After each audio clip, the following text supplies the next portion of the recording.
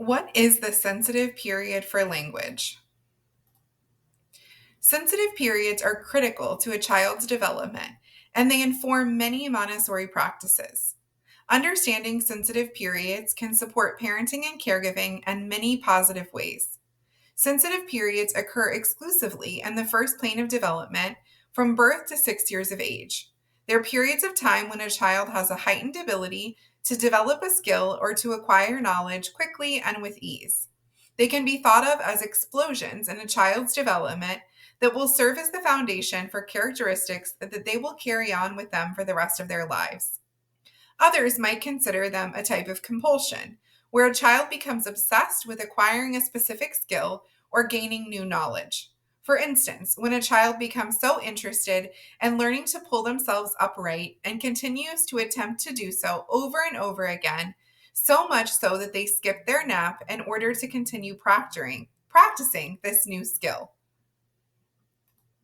Sensitive periods can help us as adults to understand a child's interests and to follow the child as we introduce activities that align with these interests and further promote their development through the creation of a prepared environment. Each of these sensitive periods provide us with a unique opportunity to greatly influence a child's growth and development. Some sensitive periods are so noticeable that even those unfamiliar with the Montessori method would be able to recognize them. For instance, the Montessori sensitive period for movement in the form of walking occurs between 12 to 15 months and is easily noticeable. Recognizing other sensitive periods in a child's development might be easier than you think as well. Have you ever wondered why a child wants to repeat the same song or hear the same story a million times? It might seem unnecessary to us, but these are classic symptoms of sensitivity. The repetition is never tiring for the child, and they seem to find great joy or peace in what they're doing. They have a high tolerance for failure within the repetition, exerting meaningful effort. You might also observe sensitive periods by watching for a restful and tranquil state that develops at the culmination of an activity after much intense concentration and repetition has taken place. Other characteristics of sensitive periods include mimicking, intense concentration, and compulsive or obsessive behaviors. Interrupting a child while they're in the middle of an intense sensitive period can also result in a powerful emotional response, like a tantrum. Break a routine that a child is attempting to understand and master, like getting dressed, bath time, or bedtime, and some children will emotionally fall apart. The terrible twos, for example, are often just an exaggerated reaction to small disruptions in order that might not even be perceived by us as the adult. This is because the child is likely in a sensitive period for order and their work is being interrupted. Being attuned to these moments of strong emotional response can also help us to identify a child's sensibilities. Sensitive periods manifest themselves in two distinct ways: positive and negative. Signs that a positive manifestation is occurring include intense focus, joy, and tremendous activity. These are signs that a child's needs are being met by the environment and that they're able to explore their interests. In a negative manifestation, however, the child's environment is not providing them with what they need to develop a certain sensitive period. This can often be frustrating for a young child and cause big feelings. There is no set timeline of when sensitive periods occur within the plane of development within which they exist, or how long they might last. The timing of these sensitive periods is also unique to each and every child. The end of a sensitive period should be recognizable through observation, as the child will become disinterested in an activity or material and will grow tired of engaging in that task that they previously enjoyed. Sensitive periods are transitive states. Once the aim of a particular sensibility is accomplished, the period disappears. Sensitive periods are never relived or regained. They do not occur in a specific order, and a child may experience multiple sensibilities at one time. It is important to mention that if a sensitive period is missed, this does not mean that the child will not master that skill or gain that knowledge.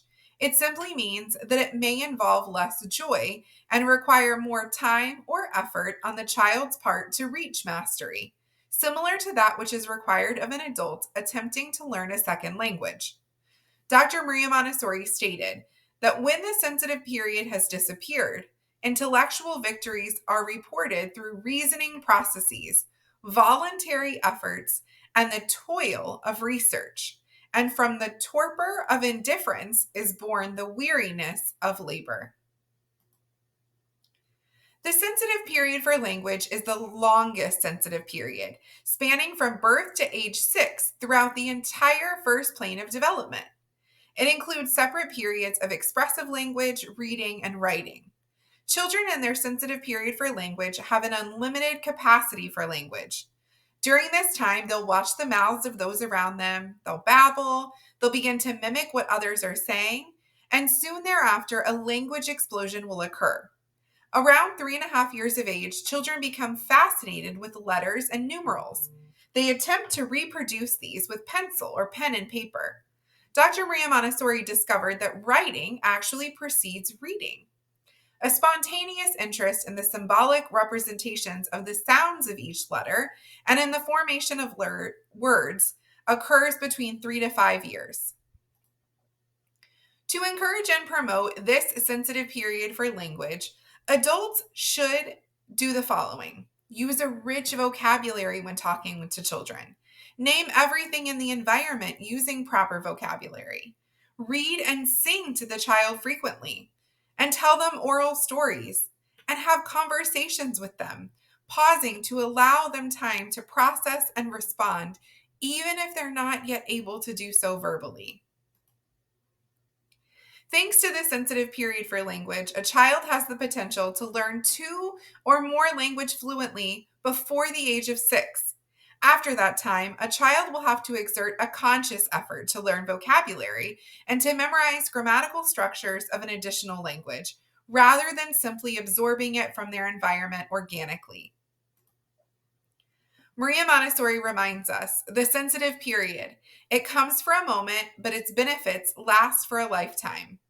For parents, caregivers, and educators practicing Montessori, understanding these sensitive periods can not only help us set children up for success, but it can also make our lives easier by helping children remain engaged and joyful in their activity. Since most babies and toddlers are often unable to communicate their needs or innate interests during the first 3 years of life, it's our job as the adult to educate ourselves and to help support them. By knowing about these sensitive periods, we as the adults can begin to create a Montessori environment that is tailored to each child's individual needs and interests, helping them refine their skills and develop the knowledge during this crucial period in their lives.